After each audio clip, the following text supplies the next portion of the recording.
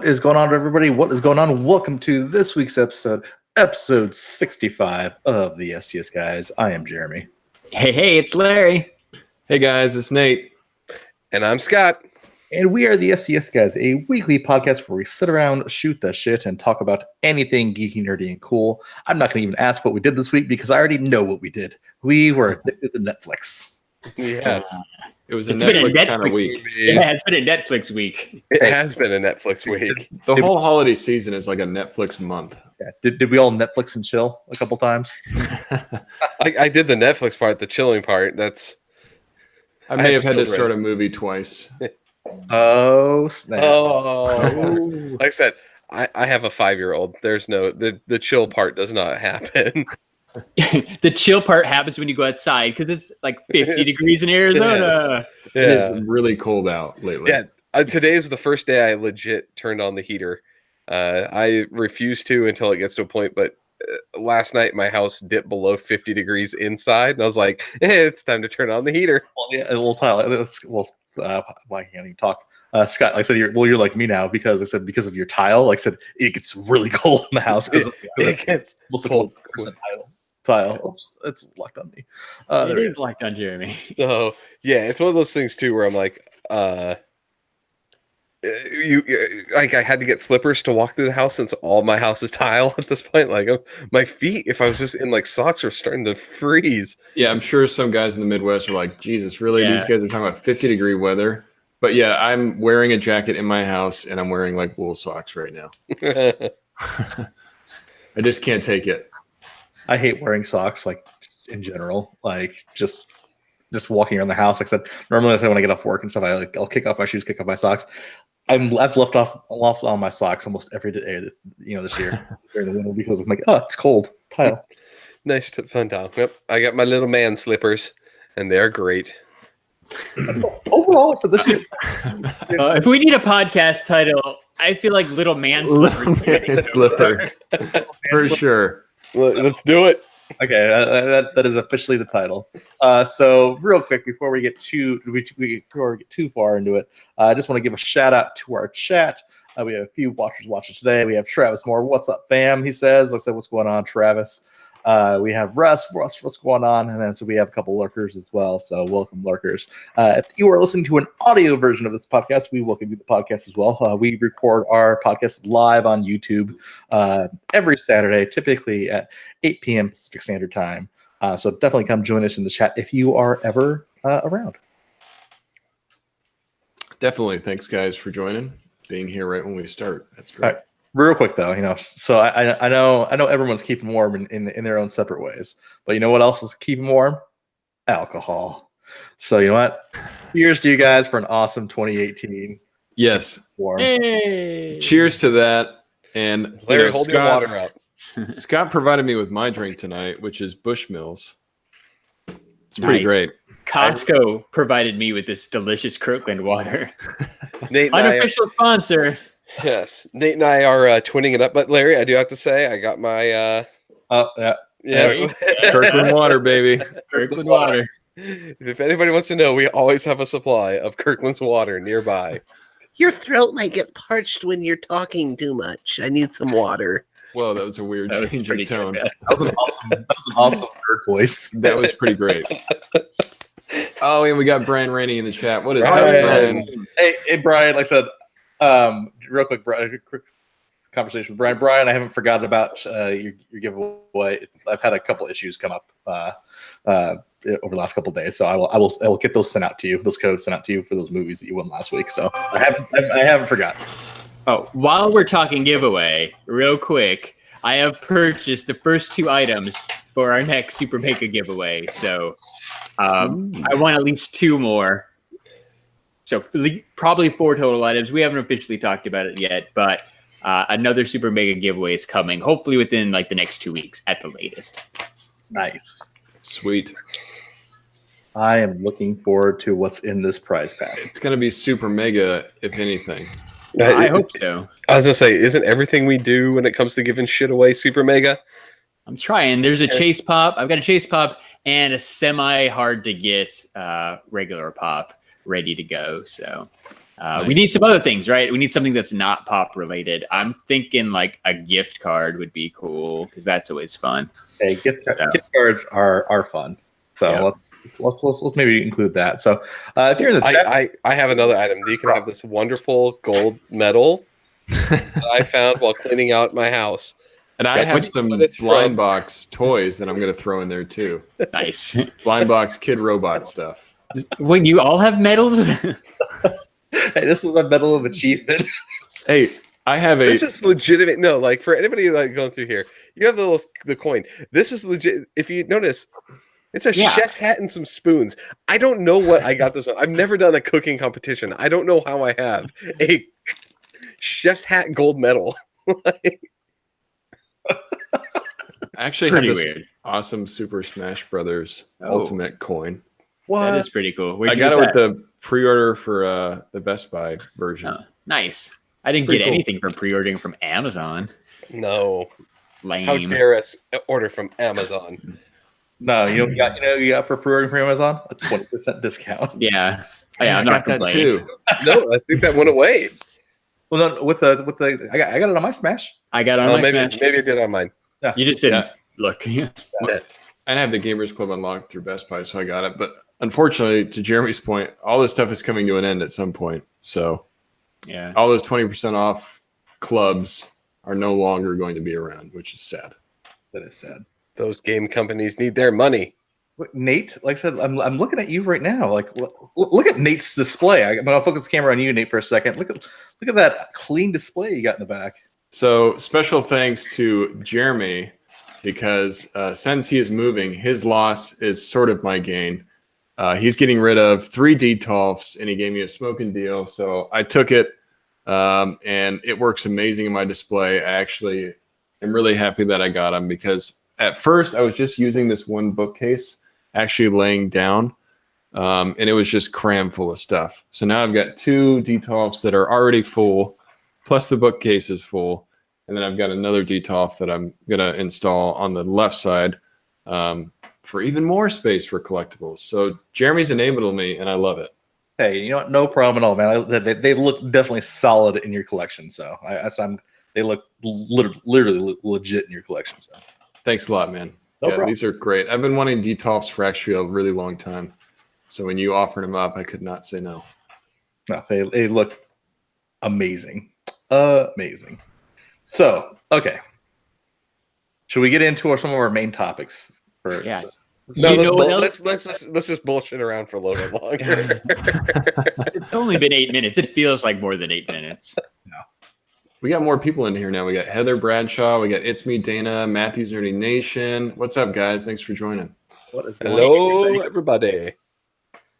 All right, so Nate, Larry, it sounds like you were about to drop a transition. So Oh yeah. So somebody said it looks awesome, and I was gonna say, you know what else looks awesome? Sandra Bullock in a blindfold. Here's the thing. I didn't realize that was her when I first saw some of the commercials for it, because like the blindfold, like I didn't realize that you take away like a small portion of her face and I cannot recognize that that's Sandra Bullock. She's a little older. Like the angles are weird. I don't know. Yeah, no, like there's a thing where she's like touching the tree in the blindfold in the I guess the preview for it or whatever. Yeah, I had no idea that was Sandra Bullock. Yeah, I mean, to Larry's point, she looks a little. I mean, she is older, but she looks the same. It's weird. Yeah, she doesn't look that much older than she was on that bus in Speed with Keanu Reeves. You know, and that's been 20-something years probably. She looks good. So what we're all talking about, since we haven't actually mentioned the title of the movie yet, is the new Netflix movie, The Bird Box. I think everybody knows. It's been the rage of social media since it came out, man. Like It's everybody. all over the place. We'll say it's been a decisive movie though for like critics. Like I've seen people either really love it or really hate it. So what the funny thing is too, like I said, I'm glad that I said you guys all agreed to watch this, because I think I watched it first out of all you guys. Because I'm like, this is gaining traction. This is basically this month's To All the Boys, but actually good. Ooh. Ouch. Them's fighting words. I think you're gonna piss Larry off. No, well, it's just more my style of movie. No, Crappy. Oh, Now them's fighting words. we should really get into the details here. I want to drop this little nugget of information that happened. That's an article I was reading right before we started the podcast. This is the most successful Netflix movie ever. 45 million people have watched this movie. Wow. That's a big number. That's a third of all Netflix accounts. Yeah, that's A third of all Netflix account holders have watched this movie. It's pretty insane, actually. That's what I was gonna say. I also saw the meme where somebody said Facebook is trying to figure out how all 7 accounts, active accounts, have watched that. How did they get 45 million views on all 7 accounts?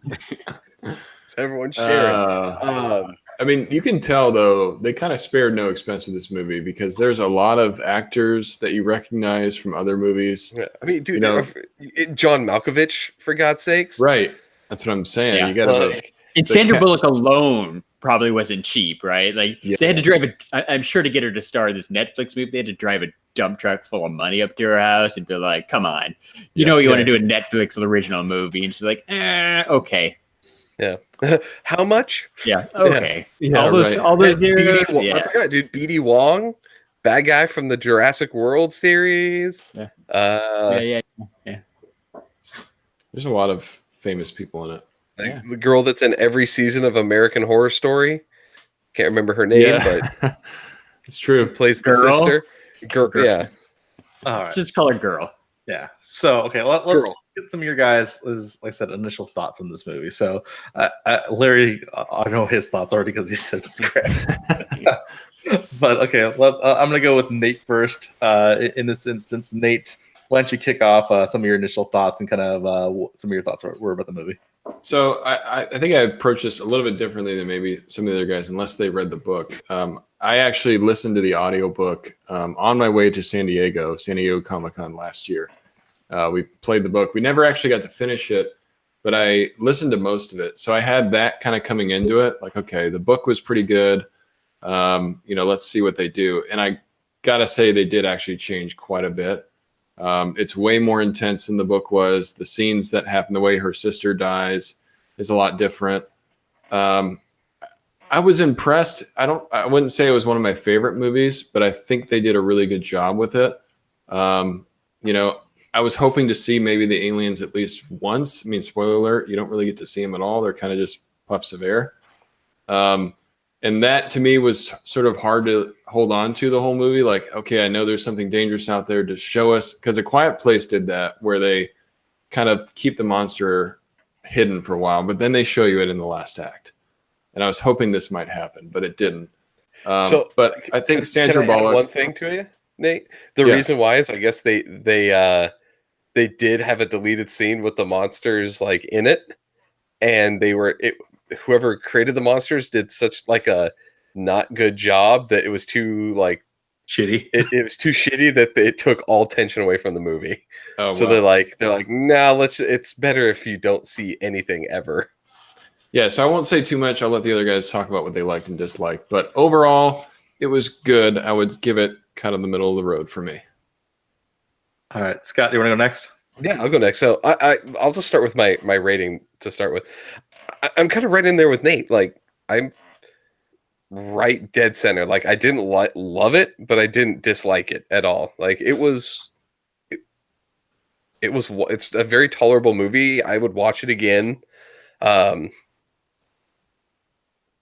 It was good. Like, as for Nate, I think maybe pushing it to where it wasn't just kind of the puffs of air, especially at the end. Like, I kind of liked when at the beginning, generally it'd just be kind of a wisp of kind of wind, and then people would like freak out. Versus the end when she's out in the forest, and there's going to be spoilers, but you actually see like trees moving and stuff is flying at her really fast. Like, if they can't do anything to you because she has the blindfold on, like showing them running at her isn't really going to do anything. Like, that wasn't as tense as I think they tried to build it up to at the very end.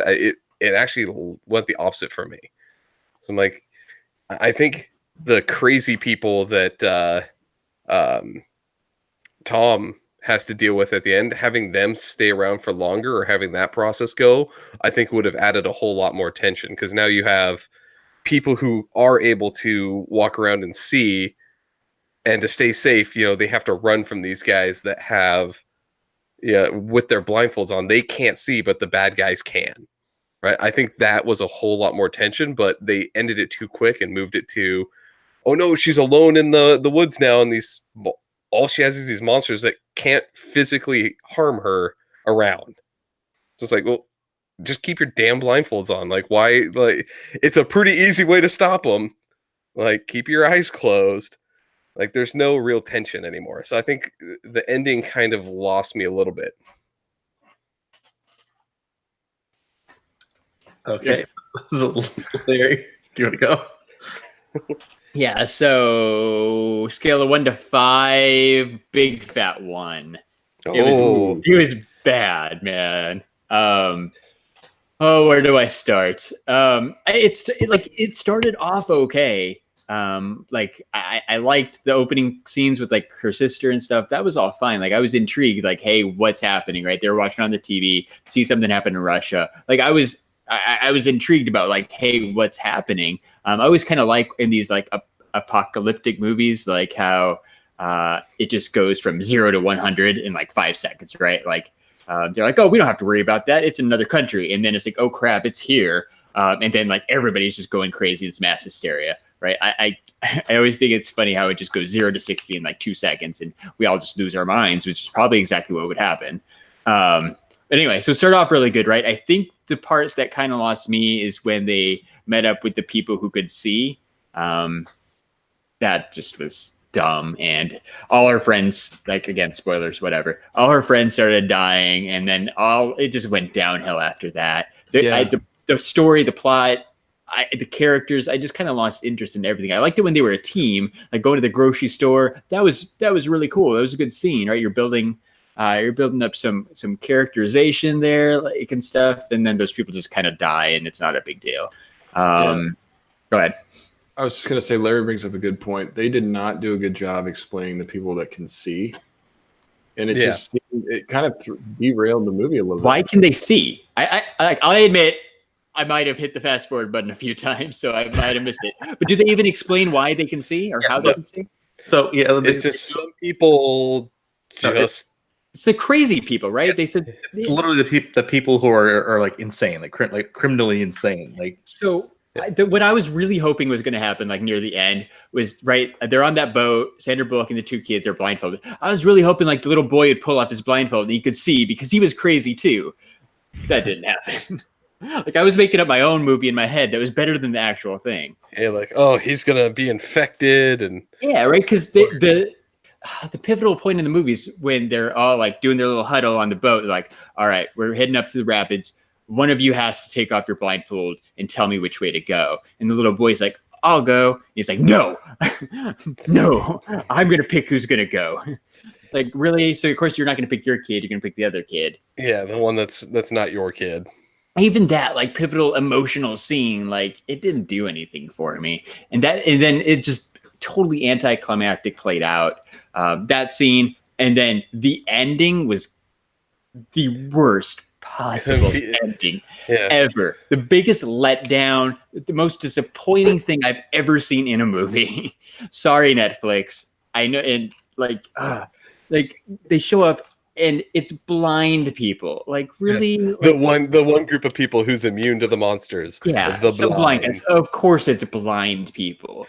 But like, again, at you what explain level? Nothing, man. But here's the question I have. At what level of blindness do you like not get to see them? Like, if you're not like full on like blackout blind, if you just can't see shit, like if you're Bubbles from Trailer Park Boys, you take your glasses off, like, Maybe. Are you fine? Like, it almost seems like it, right? Because when they have the blindfolds on, like, the whole thing is they show that they put the cloth over the camera lens, that way you can see what Sandra Bullock's seeing, but you can kind of see shadows and stuff. So I think it's that way. Like, if you're super blind and you need the thick glasses, like, maybe you're okay if you just take off your thick glasses. And where does that fit into with, like, how come a piece of cloth works that you can kind of see a little bit of, but looking at it on video camera, yeah, that was stupid too. Oh my god, that was dies stupid too. Like, yeah, just bad, man. Like like- it started off such a good idea and it just went downhill all the way to the very end. Just so much disappointment. I do have to say this though. You know how I know I'm getting really, really old and probably not going to turn out to be very good in the future? I 100% the entire time agreed with John Malkovich. Like, Yeah. legitimately was like, he's right. Like, Don't let that guy in. yeah, don't let that guy in. Hey, Yeah. we should screw all those people at the house. We should just stay here.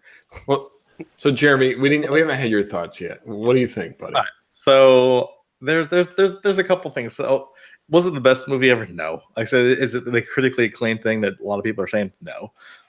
So here's some things that I liked about it. I think this is legitimately the first Netflix movie that I've ever seen that I could say, yeah, that could be in a theater. Oh, 100%. And I think that just says kind of a caliber to them. To, you know what, these are the chances and this is the money that they're willing to put out to create original content and original movies. And if I could, like I said, I could picture that in being released in the theater. Like I said, if you didn't tell me, like I said, if you showed me that movie and it didn't tell me it was like a Netflix movie, I would say, you know what, hey, that was definitely a theatrical release. For sure. A couple other things. So I'll go through a couple things I liked about it, and a couple things I didn't like. And some of the things I didn't like were kind of some of the things that you guys were saying. But one of the things I liked was I liked their use of the flashbacks. And like I said, I like movies that do this, where they said they're not flashing back too much. They're not flashing back too much, back and forth, back and forth, back and forth. They like have like separate kind of scenes that are like, hey, you know what, this is the flashback, and then it kind of brings it a little bit more in the present. But the past and the future and the flashbacks, they meet up, and I think that is some great storytelling to me. As I said, when those paths actually meet up, like it's I like that.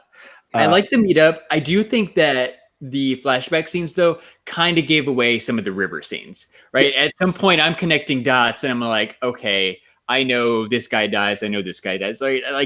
It's almost a little bit too obvious. Yeah, as far as the character does, yeah, absolutely. But as far as like the actual like storytelling of it, yeah, the flashbacks and then the eventual meetup at the end. I like it. Like I said, especially once you get to the very end, you know Tom's gonna die. Like exactly. Right. Yeah. The boat by yourself.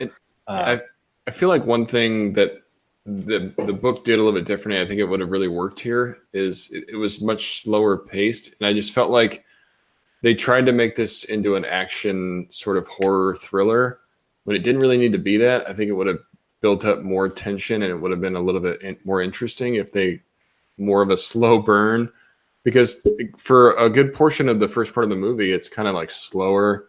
You're just discovering stuff as it's going on. And then as Larry says, it just goes from 0 to 100. And this guy infiltrates their hideout and ends up just totally screwing up everything. Yeah. It didn't really work that way in the book. It was much more gradual. So I think that kind of lost it. And I know they're trying to make a book into a movie. They got to slim it down, but I think they try to do too much action. It's kind of when the theme kind of changed. It became a different movie at that same point, and yeah, the pace and all that kind of shifted up. It went from more of like a survival story to attempt at being like full on like horror slasher, like monster flick at that point. Yeah, right. No, but absolutely. Like I said, I think you had to have him, and if you would have kept the crazy guys at the end longer as an antagonist or whatever, I think that would have saved a lot of the movie for me. Yeah. I literally. So what's that Kevin Bacon movie? Hollow Man. No.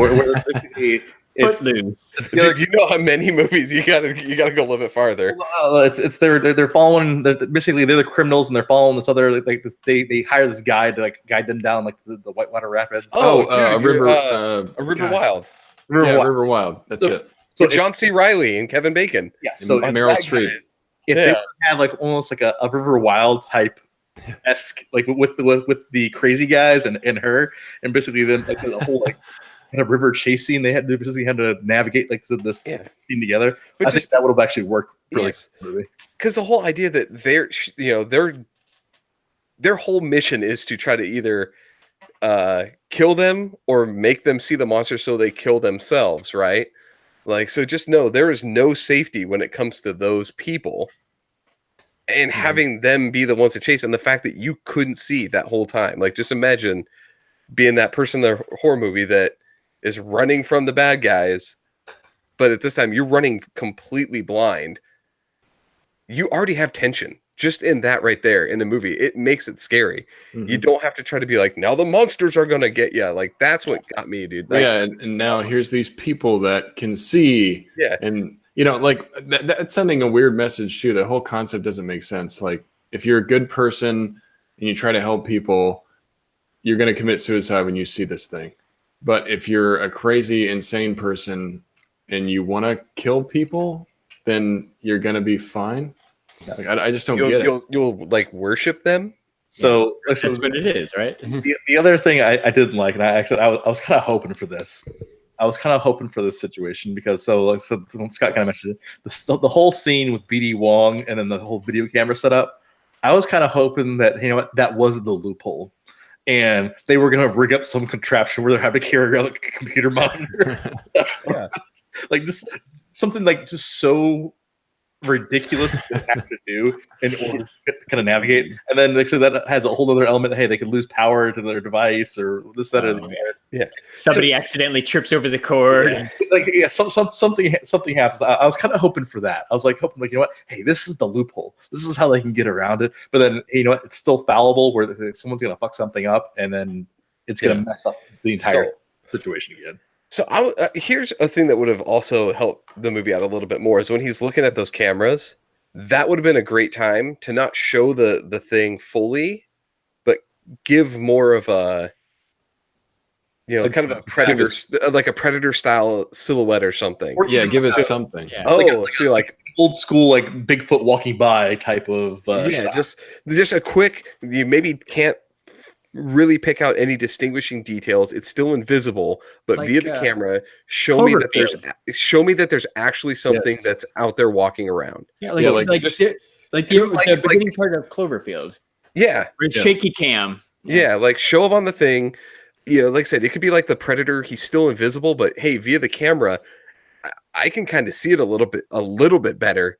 Show me that there's danger there, not just like by a dude drawing a bunch of different black things. So clearly there's tons of different ones. Like, they're not all the same drawing. Like, maybe expand out his scenes so he can explain what he's seeing and all that stuff maybe would be cool.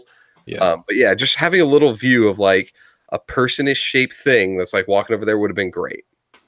Well, I think Jeremy said something that was really important earlier. Like, I could see this in a movie theater too. I mean, Netflix has, if anything, they have really upped their game as far as the content they provide, because I can't even remember some of the earliest stuff, but I do remember that it was not very good to watch. Didn't we? It was before Nate was on. We watched the Babysitter movie last Halloween. Oh yeah.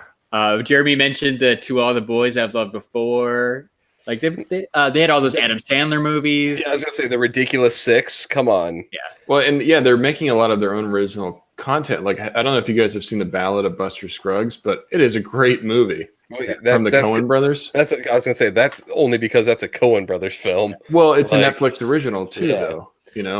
Like, but Netflix is investing a lot into their own streaming service, and it's probably because they see this Disney train coming at them. Like, we got to prepare for this. We got to have our own original content. How do we do this? Well, this is a good example. You put out a halfway decent movie and you get 45 million people watching it like the first weekend or whatever. It's pretty impressive. Well, here's the thing too. So you get 45 million. You get 45 million billboards. Basically, people who aren't Netflix members yet, so obviously they're everyone's talking about this. Yeah, exactly. Well, and I mentioned it, right? It's that social media buzz of the weekend.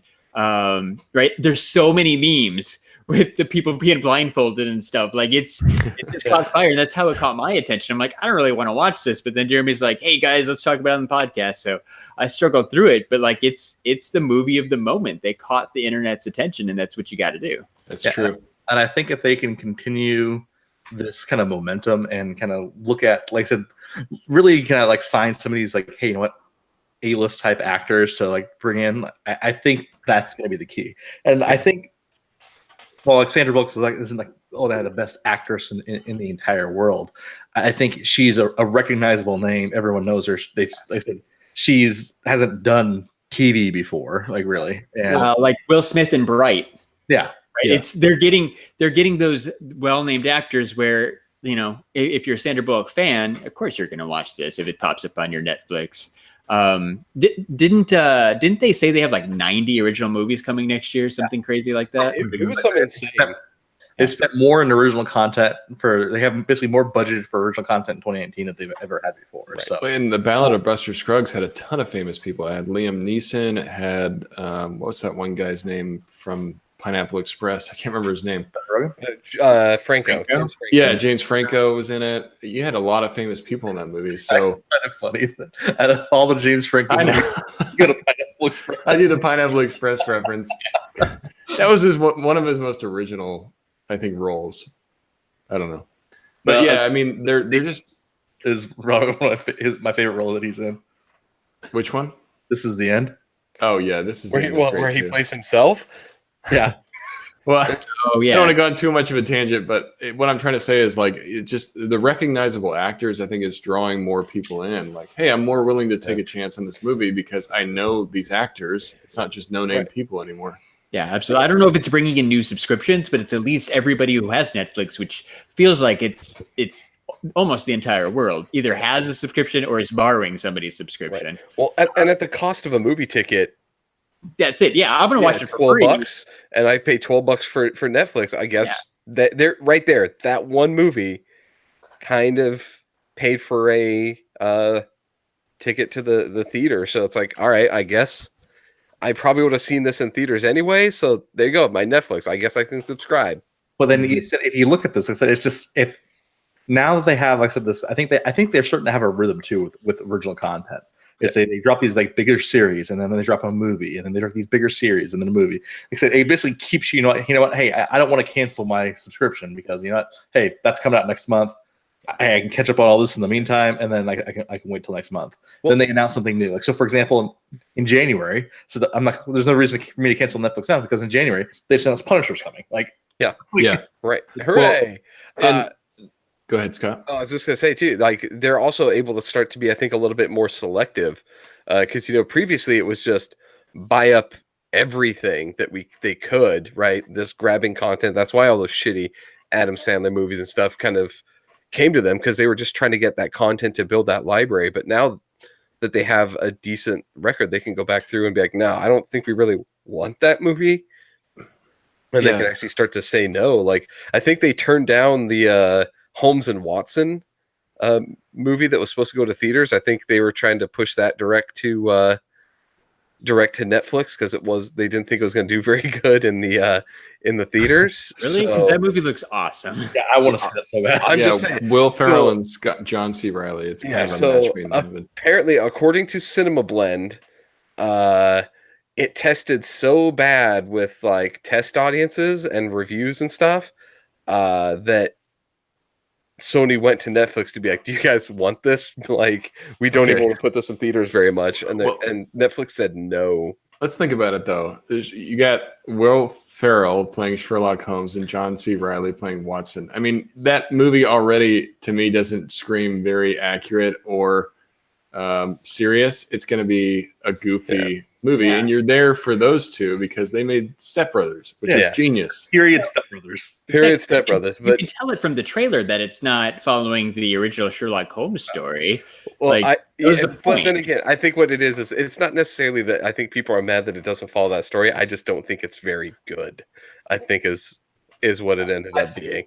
I still want to see it. I'll still probably end up seeing it, but when anything comes out and has a 9% on Rotten Tomatoes and Netflix turned it down, I'm not going to go in with very high expectations. Okay, so this is a good example, right? Like, I probably wouldn't go see it in the theater, but if it was on Netflix, I'd watch it on Netflix right away. Yeah. Oh yeah, it would have been immediately on Netflix. Which is surprising that they turned it down, to Larry's point, because they're going to get more people to view it if they just put it on their streaming service than having it in the theaters. Maybe it was a cost thing, like Sony wanted too much money or something. Yeah, probably. Yeah. They're saying, hey, this is a big budget movie. We want, I think it ended up, I'm looking at Box Office Mojo right now. I mean, they had a budget of 42 million, and they're going to want a big chunk of that back. Oh yeah. And I can't see Netflix being like, "Yeah, we'll shell out 40 million for that to bail you out. to bail you out." Like, so I'm sure Netflix, that's in their subscribers, they're going to make that $40 million. That's still $40 million for that movie. I bet you they'd be like, "We'll take it for like 15," and Sony is probably like, "No." Like, all right. It definitely wasn't in the 2019 budget. Maybe they were doing some go-gets or something, and they were double halving some stuff. But they just couldn't find the money. Hey, when you wear that many hats, you got to double half it. Yes. Double half it. It's just that 2-to-1 deflection that you're looking for. You know. So, anyways, since we're talking about the future of Netflix, if I could choose my own adventure, I would say bring on more Black Mirror. Nice. Nice. Best segue ever. I've You get learned some from golf claps for that. I've learned from you guys. Yeah. But So no, this is the one I've been excited to I've talk been dying for more Black Mirror, and they finally gave it to us. And it's one of the most unique experiences I've ever had watching a movie. Yeah. So let's go through. So for anybody who doesn't know, we are shifting gears. If you haven't told by the awesome segue, we're gonna sort of go over Black Mirror's Bandersnatch. I want to say movie, but it's I don't really know what to care. It's an interactive experience called Bandersnatch. When things reach 90 minutes long, I'm like, okay, this is kind of a movie. It's a movie. But honestly, you could finish it in about 10 minutes. Well, you could, but so if you guys aren't familiar with Bandersnatch, it's like it's a creative thing from Netflix with the Black Mirror series. If you haven't watched Black Mirror, you need to go watch it immediately. It's one of the best shows I've seen. It's like a tech version of Twilight Zone. Yeah. So Everything has to do with like technology, and they decided to make, if you've read like a Goosebumps Choose Your Own Adventure, this is like kind of the same thing. You get to a point in the movie and it gives you two choices and you have to choose one and it affects the story. Because of that, I read online that there's at least 5 different endings that you can get to by making certain choices. there's actually, there's quite a few. I don't know how much did any of you guys go through and actually like keep going back and redoing stuff? Yeah, I got a couple different endings. I got 3 different endings. I didn't see all 5. I got like 5 or 6, depending on how you look at it. My girlfriend's like, I actually want to go watch it and see if I can see the other 2 endings. So it prompts you to want to see it again, just to see how if you can make it turn out differently. I think I got to everything because it got to the point where it just showed me the credits and I had no more options. So I think it was like, all right, you've done enough. You've seen them all. So I didn't watch it, and I've never watched any Black Mirror, but I'm intrigued by the I guess the marketing part of where like, hey, I'm gonna get you to rewatch this 3 or 4 times, right? Yeah. Like it's like a YouTube video. I'm happy with 100 plays, but I'd be a whole lot happier with 300. Well, it's kind of like got this Inception thing going on. Yeah. The one thing I love about it is the fact that if you do go a direction and you're like, oh, there's no ending in this direction, it lets you go back to a certain point, and it kind of like flashes, like from the beginning, it kind of flashes the story up back to you to that decision point, and then lets you take that other path. Yeah, there are. Go ahead, Jeremy. I was going to say, well, even when it goes back to offer you the decisions, in some of those cases, it offers you the choice between 2 different paths at that point too. Right. Yeah. So like you don't actually. So for example, your answers are yes and no, and between a one situation, and you choose one, and that was the wrong one, and it brings you back. You have the option to go back and choose yes. Or like I said, sometimes it'll actually give you a whole separate path to go down from a previous decision that you can actually go then and then say, change. hey, you could have done this whole other path by just doing this decision that you did. All right, so can I talk about my absolute favorite part? Yeah, because I know it's probably yours and mine too. But there's another part that I think I like better. But I know, Jeremy, what yours is. So literally my absolute favorite part is, so obviously this is put out by Netflix. It involves you as the person, like I said, breaking the fourth wall of the character in the movie, becoming aware of you making the decisions for him. Right. Yeah. And you get to tell him that you're from Netflix. Yeah, that and you're what from Netflix is. Exactly. It's funny. It's funny that you bring that up because I didn't think that was the right answer, but just out of curiosity, I'm like, I gotta see what happens when I press this. And it's glorious. Love, like I said, I would love. Did you guys go through the fight? Yeah, that was awesome. Did you do the fight? Yeah. Yes. Because that's even better is the fact that it's like he gets a point. And he's like, well, maybe for the thing, like, wouldn't we want it to be more action packed? And you're like, Fuck yeah. fuck yeah. And then it gets into it. Yes. Then he's this like ninja fight for all the characters in the movie. It's like, And that's not like it's the only. a great ending. Yeah, that's not even the only fourth wall break. We don't give too much spoilers because I know Larry hasn't seen it. I know it looks like Brian hasn't seen it.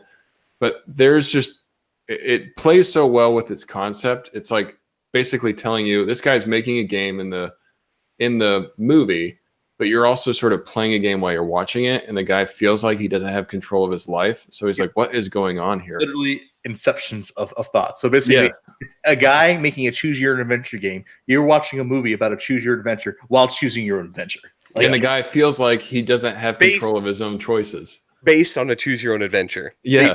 choose your own adventure. Yeah. So So real quick, Scott, I got Okay. one thing to talk about this real quick. So I think the one thing I really wish Netflix would do when I said after all this is said and done is with these different movies. So I know this is one's going to be popular. I know I said this because there was one other time they've done this. It was with a kids show. no, they've Done it with. There's 4 or 5 kids versions of it now. So I want them to release statistics in regards to, like, so for example, when we're presented between, hey, choose a symbol or choose Netflix, I want them to release statistics of basically how many people like I said on first choice, how many people went to one or the other. Just because I'm curious to see basically like what other people are experiencing when they're watching this. That'd be amazing if they released stats like that. Kind of like the voting system on Instagram where you can see how the votes are weighing. Yeah. It'd be cool if they just show that, like share results. Like this is how most people voted on this movie. Maybe after you watch it. So Denny asked real quick, do I need to watch the other Black Mirror first? No. Absolutely. No. That's the best part about Black Mirror is all the episodes. Yeah, all the episodes are individual. And to Jeremy's point earlier, it's like technology Twilight Zone. So technology concepts that you think would be awesome, but how they can go horribly wrong. Yeah. So can I get into the thing I loved about the movie? I don't know the actor's name, but the character is Colin in the movie. I call him Eyebrows Guy because he has the wicked eyebrows in other movies. I loved the character he plays, Colin, because he's kind of that character that seems like he has gone through this exact thing before, right? He's the character that knows exactly what's going on. Will Poulter. Will Poulter, yeah. I just love the fact that his character is just like, dude, you're in a choose your own adventure. Like, there's multiple paths. If anything happens now, you may go back and like we'll redo the thing. Time is not linear. Like this is acid nuts. When he's on acid, he's like, we've all seen this before. And he's like, watch, I'll jump out a goddamn window, and he does it. And then when you see it again, he's like, I told you. Like, and some of the shit that guy was saying when he was tripping on acid, like, made a lot of sense. It was weird. Like, I love the way this guy's talking right now. Yeah. So like his whole character and the fact that every time you interact with him at the beginning of the show, like when you first meet him, it changes every time you've had an interaction with him in the like future down the road. Like he's also aware of all the back and forth changes in time and the different paths that you're taking, but he just rolls with it and doesn't give a shit. I love his character. Like I'm going to give away a little spoiler, but when you're like, you get the option to like kill him and you go and you have the knife, he's like, dude, that's going to sting way too much. Like, he's like, here, hit me with this instead. Like, it'll be quick. And this like leans his head down. It's like, oh, that's cool, I guess. I feel like I've seen that actor in something else. I don't know what. We're the Millers. We're the Millers, and he's also in Maze Runner. Okay, that's it. So real quick, guys, I gotta ask you real quick. So, did you guys kill the story? Like I said, in that first decision point. Yeah. So I totally killed the story. Because, well, it almost guarantees. I want to work on this video game. Yeah. So exactly. So the part about it that I think is interesting, I think that one's the one that's designed for you to say yes and fail to kind of get the hang of the idea that you go back, because that's the first time Colin interacts with you and has a different expression. So when you first meet him, he's like, "Hey, what's up? Yeah, da da da da da," like a normal introduction. The second time you show back up after you're like realize that that was the wrong path and you're supposed to say no, that dude it looks at you as like, "We've met before, right?" Like, and you're like, "Wait, what?" Like that's weird. Yeah, it's like the same interaction, but not, because you both have a little bit of memory about the past interaction. Yeah, so But it's like a start over. Like it's Yeah. you get a new life. Like, hey, you screwed up. Here's another chance. Yeah, it hints at like there's some weird like awareness of the situation going on that Yeah, I think I love the whole idea that there's a person in there that understands the whole situation and just rolls with whatever those decisions are. Like your character that you're, I guess, playing as or watching with is kind of trying to fight it and doesn't understand with it. And this guy just fucking rolls with whatever the decision is. He's like, all right, I guess I'm it. Like, let's do it. And if you guys are watching, and hopefully we're not spoiling too much. We're not trying to give out too many spoilers. We want you to experience it on your own. But if you're hesitant about watching this movie, don't be. You don't have to watch the prior Black Mirrors. It's its own experience, and I think everybody deserves to kind of just go through it and see what it's like. Because I feel like this is a test of how they're going to do other stuff in the future, maybe. And it was a really cool experiment, and I'm kind of Yeah, I was gonna say it's really Perfect for Netflix because you can't do this in a movie theater. exactly Well, that's the thing. yes. It's like I was looking like I will say this though, you kind of could. How many of you guys remember the old Tim Curry movie Clue? Oh yeah.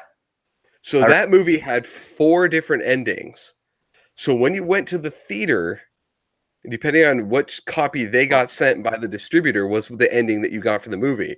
So you and your friends might go to different theaters and you might have had a different ending. It wasn't until it went on to like TV that they were like, "Oh, there's different endings." So they could do a couple of different like set paths and do it in the theaters, but it wouldn't have that same impact. I think Larry's right. I don't know if this concept really works at a theater, because there's too many people interacting and there's too many people trying to make a decision. Yeah, like you could do a voting thing or whatever, and then whatever the highest percent wins, but that's lame. Yeah. I don't want the smelly guy next to me like choosing my adventure for me. I want the power. Right. I'm a man. So I would really like to see a longer, like more expanded version of this, because I mean, even outside of the things that we had, maybe it took me 2 hours maximum to go through and go back and choose every path that I possibly could and kind of get all the different available endings. I would love to see it expanded to where there is a much larger, branching pathway for this with more endings. I know it would take them a lot longer to film, but I would be interested to see. But if this one's successful, which it sounds like it is, right, that just paves the way for somebody's got a good idea right now to build some type of epic storyline like that. Like it, I mean, like you said, it would take, to film like a good 2 or 3 hour one of these. It's going to take you forever because you got to map out all the different adventures and make sure it works good. So I wouldn't be surprised if they've got somebody waiting in the wings just to give them the green light. Just imagine if they had what they could do with this and the Lord of the Rings property that they picked up. Mm-hmm. Like, just imagine actually having a Lord of the Rings. Amazon has Lord of the Yeah, Rings. Amazon. Oh, Right? Amazon does. Damn. So Amazon, if you're listening, which I know you are, steal Scott. I have an Alexa in the room. So I was gonna say, damn. I was excited too. I was like, if we could do that, like that would be amazing. Scott's point, though, I'm actually fine with this length of it. I'd rather have multiple different movies, like I said, multiple different stories, and kind of like the old Choose Your Own Adventure books. Like I said, you could get through that book in a couple hours. So they were thin, like I said, but there was multiple different versions of it. But they were like 300 pages, and it made you feel good that you read a 300-page book, even though you only read about 100 pages of it. Exactly. I remember. I think, like I said, I think it was, for me, anyways, it was the perfect length and the perfect number of endings. Just because at one point, so I went through it a couple of times. like from my last my last couple times going through a couple of different decision paths, I started to get a little bored. Just because I'm like, okay, I've already seen this, I already know this, I already know this, I already know this flash forward scene. Okay, I'm getting to this. So I think this is a perfect number of different like pathways and endings. I just rather I think if they can create more of this like type of universe or more of this type of story and more of the type of interaction would be great. My second to it is I think probably the best job that they did with this is creating the time limit, the 10-second time limit. That is the perfect quick snap decision time, just because it's fluid in the movie. Because like I said, they tie it to basically someone basically thinking about something. Yeah. And it's very, very fluid. So I think they timed that out perfectly. Yeah. Totally agree with that point. And I think they were really smart in including this in Black Mirror because it's a property I'm familiar with. It's a property I really like. And I don't know if it would have done as well on its own. It's just its own individual thing. But the fact that they tied it in with Black Mirror, and I know in the future they probably won't, but as a first test, I think that was really, really smart because it got more people on board with the idea. Yeah, it already has a built-in audience. Right. Well, and cool. There's a couple of things too that I liked that they made you do decisions at certain points that you think are gonna have it, like maybe this has impact on the story. And ended up just being like, no matter what you choose, it's you're gonna go the same path, right? Like there's no real difference between those two. I did like that there was those we'll call them like the red herring choices that you'd make that you think like, like early on you pick between two different records that you want to listen to while you're making the game, and you think like, oh, does this really have an impact? And I don't think it does. Like it's one of those ones where you're like, maybe I don't, like it doesn't matter which music, like that's not a critical decision, but it's cool that they still let you make that decision. Yeah. So I have an important question. Mm-hmm. How does this compare to those Telltale games like The Walking Dead, and I think there's a Guardians of the Galaxy one, right, on like Xbox and PlayStation? Is it similar to a Telltale game? I would say it's not as involved as a Telltale game, but it definitely has the same concept. Yeah, it really is a choose your own adventure book come to life. It is the best thing. It's like Telltale games are like the choose your own adventure plus. Well, you gotta game and interaction and things like that. This sort of participate, right? You roll a lot of the ways, like the lame interactions that make you do stuff, to make it a video game. So and in this, it's just you're watching that movie, and then like one of the first decisions you get, you're watching a movie, and your dad holds up 2 boxes of cereal. He's like, "What do you want for breakfast?" And you pick which cereal you want. Wait, what cereals are my options? Are they real cereals? They are real cereals. Frosties and like Golden Crisp, right? It's Golden Crisp and Frosties. Yep. What's Frosties? Frosted That's Flakes. the old name of Frosted Flakes, man. So Golden Crisp. Yeah, so you choose that one, and you're like, it makes it that cool thing, and it's kind of the hint of, okay, so it's the get you used to how it works. So hold on. I'm Team Golden Crisp. I know Jeremy's Team Frosties. Oh, I went Frosties the whole way. Frosties, baby. Frosties? Am I the only one who likes Golden Crisp? If I had to choose between the two, I'm definitely going Frosted Flakes. Come on, man. You can't go away from Tony the Tiger. Sugar Bear is almost on par as far as ad icons go. I do know. If we're gonna argue ad icons, Sugar Bear is popular, but I don't think anybody beats Tony the Tiger, man. People who have never seen or don't eat cereals know who Tony the Tiger is. That's probably fair. Yeah, I'd say that's pretty fair. Like there's other than maybe the bee from Buzz Bee from Cheerios. Yeah. There's not much other than you can't get much bigger than Tony the Tiger in terms of cereal advertising. True. Well, you want us to give a rating? I think we're all kind of in agreement. I know Larry hasn't seen it, but it's a high recommendation from us. I would probably give it I'm agreeing with Scott, probably like a 4. I'm going 4. I get the fingers up. That's for a movie. It's 4. Just for the fact that it's an experience.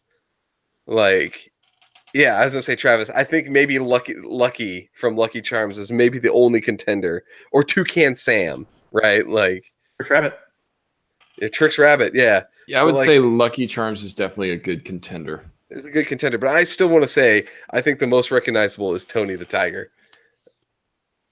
Pots But, of gold yeah, and still. rainbows, Clovers and Blue Moons. clovers and blue Wait, are we moons. talking Lucky Charms? You stepped away, so we decided to mess with you. No, so yeah, this movie definitely deserves 4. I would love to see more movies like this, or more,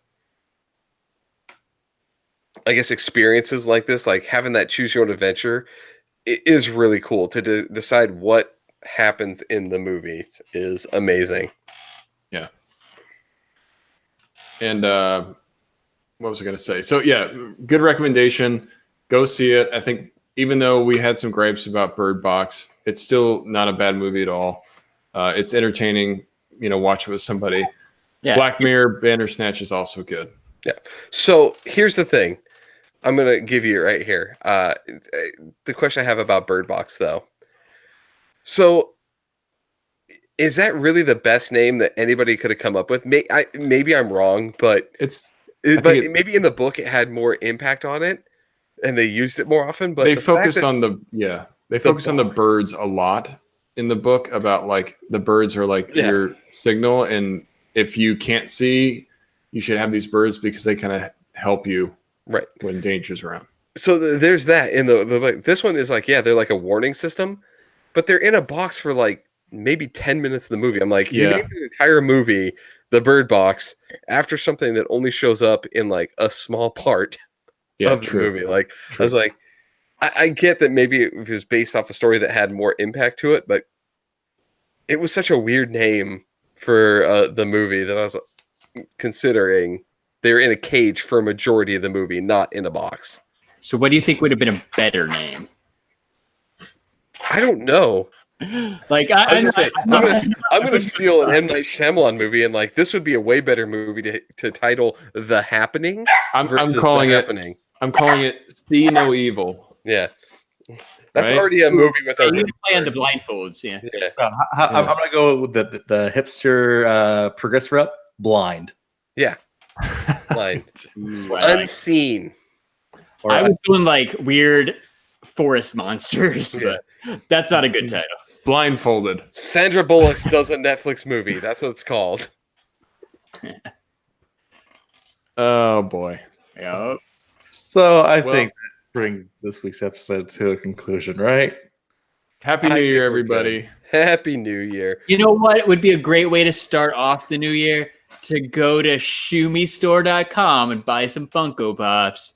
Because who doesn't need more Funko Pops? Am I right or am I right? Hey, you are right, because I said they just announced that that Lord Dracan Power Ranger guy. I said I'm using my Shumi code for that. Yep. Use code STS Guys to save 10%. It works on pre-orders, works on pop protectors, works on that awesome new Power Rangers pop that is in stock, by the way, too. So you should have it really soon. And the great thing about Shumi is when you buy an in-stock pop or even a pre-order, it comes to you in a pop protector. So you're not getting dinged up corners. You're not getting like smushed windows. You're getting a nice collector grade pop all at a really fair price. Shumistore.com, code STS Guys to save 10%. I just made that up. I like it. Nothing better than saving money. Nothing better than saving money. Like everyone's goal, right? It's 2019. Your New Year's resolution should be to save money by using code Pops. Yeah. Everybody needs more pops. Buy pops and use our code. You know what else you can use? You can use the Instagram while it still has the cool scrolling up and down feature. To head over to @STS Guys and give us a follow. You can follow us on Twitter @STS Guys. We're still on the Facebook @the STS Guys. And I am Larry from the STS Guys. Chilling like a villain. Yeah, I'm glad I remembered Shumi this time because we forgot about Shumi last year. We forgot about our friends call. Shumi. You can also use code STS Guys at Shop Frisky Britches. Get some underwear. FB. FB STS. Yeah, save. That one's, I think, 15%. Yep. Get your lady friend some underwear. Some Hey, lady, Valentine's Day is coming up. it is, and Right. I'm sure there's going to have a very good February box. To be honest with you, so Our lady listeners, new year, new you. You get the new panties. new thongs, man. New year, new you, new 2019, Oh the year of the boy. thong. It's coming back. What's that Cisco guy doing? Butt Floss 2019. But floss. All right. So, Butt Floss! Episode 65 of the STS Guys. I have been Jeremy. Hey, it's Larry. Hey guys, it's been Nate, and Happy New Year. And as usual, I'm Scott. All right, guys. And we're the STS Guys. Happy New Year. We look forward to hanging out with you guys in 2019. Bye, everyone. Bye. Bye.